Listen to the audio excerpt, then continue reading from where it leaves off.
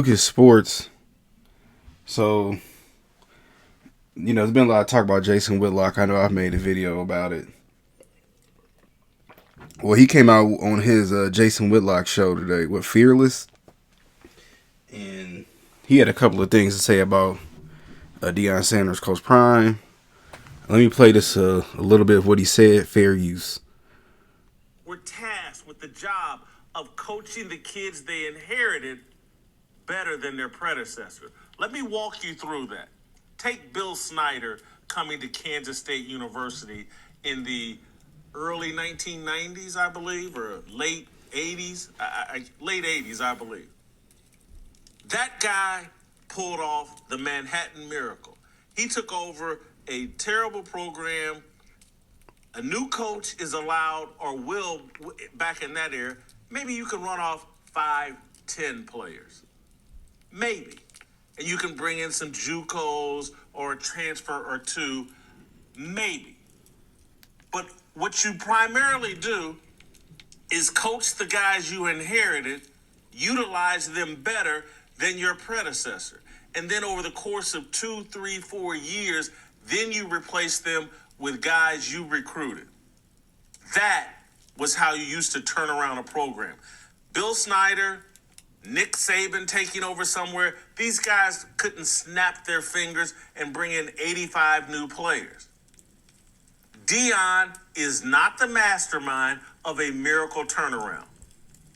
He's a brand that Colorado purchased and gave a blank check to buy players and coaches.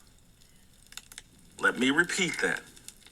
Deion Sanders is not the mastermind of some incredible turnaround.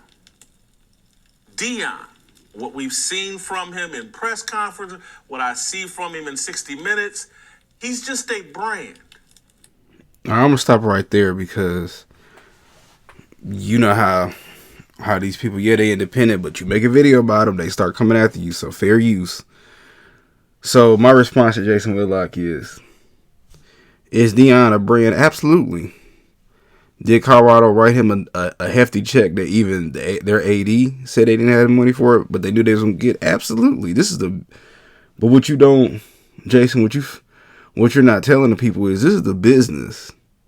And yeah, you couldn't transfer all the players like you could back in the day. Well, technically, the scholarships, when you get a full ride, it's really year to year because Coach Cal, when he went to Kentucky, had several players leave. And you can see it all the time when coaches were switching back in the day. But the key now is players can transfer without having to sit out for a year. Tom Brady, when he played at Michigan, thought about transferring. When Lloyd Carr was there because he felt like they was doing him wrong. Rashad McCants talked about he wish he would have left North Carolina if the transfer rule was in place. You are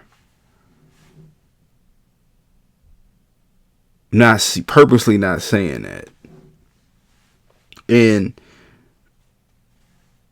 what you gotta understand is if somebody's paying you millions of dollars, Jason, like I'm sure you made a nice salary at ESPN and Fox Sports, when they're paying you, they expect to see money on their profit. These Power 5 colleges, man, this is business. Ain't nobody trying to, the Big Ten and the Pac-12 and the Big 12, they not trying to lose no money. When these schools pay Deion, they not paying them all that money to have empty seats. And another thing, and see, this is why we all have to know about history, because you know what they say, devils who don't know history or fail to repeat it. Anytime somebody takes over a corporation, when the corporation is not doing good, there's always a huge overhaul. When Sprint and T-Mobile merged, a lot of people got laid off. When Steve Jobs took back over Apple, they did a lot of restructuring. You see it all the time, over and over and over again. Even when people just take over companies, other people let go. We can even go political with the Kennedys. You remember when JFK was the Attorney General? It was totally different when he was in office. I mean, when I said JFK. When JFK was in office, Robert Kennedy was the Attorney General.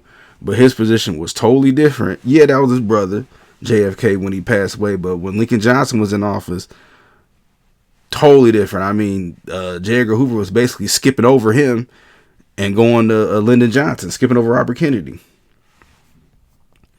So, yeah, Jason, it's cool, and in theory, I mean, I get it. He is a brand, but it's not just about him. You think Thomas Edison put them light bulbs together by himself? You think Henry Ford built them cars by himself? You think Steve Jobs sat in that lab and created the iPhone by himself? No, they had just as many smart people, engineers behind them, but they're just the face of it. You think Nick Saban going all them homes recruiting by himself? He had Kirby Smart, Steve Sarkisian, Lane Kiffin. He's had multiple top recruiters. Even John Calipari and Mike Krzyzewski at Duke. They had top recruiters. It ain't just about you, man. And like I said, it don't make no sense because historically, any great person has always had great people around them. So yes, they are a brand. I mean, that's common sense. Jason, you're not doing Fearless by yourself. You can't tell me that you ain't got brothers and sisters behind working just as hard as you is. But what y'all think?